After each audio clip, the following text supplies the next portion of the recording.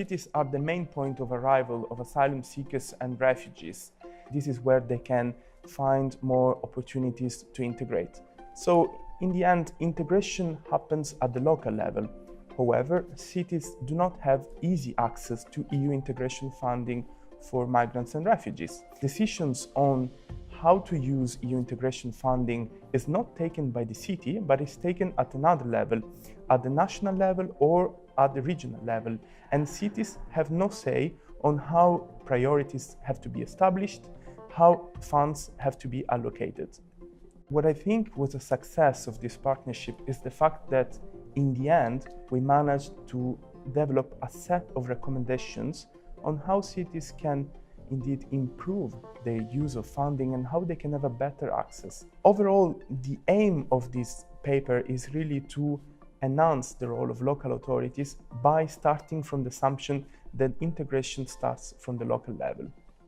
The problem was of a very critical nature in Athens. We had this humanitarian crisis of refugees coming to Greece. About 80% of them went through Athens. Although we had the willingness, although we had the ideas, although we even had the people in place to actually start helping these refugees, we actually did not have the funding.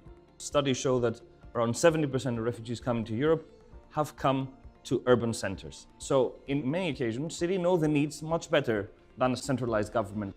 And when the opportunity presented itself to start working on such a solution in the form of the partnership, then we jumped to this opportunity. And we as a city were very, very satisfied by our participation. The mayor of Athens had the opportunity to explain our strategy and our ideas to the highest level on European politics. It showed that the EU has a capacity to innovate and find solutions that actually matter for citizens.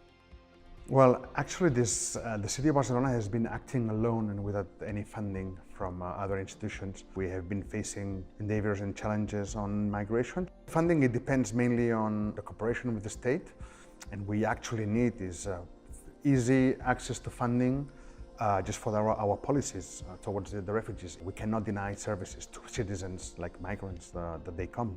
We've seen that we are not alone in these issues. Our voice has been raised and our voice has been heard at the most European levels. This is a project that it has to finish successfully, because there is no other way that you can make migration work unless you do it in a multi-level governance way.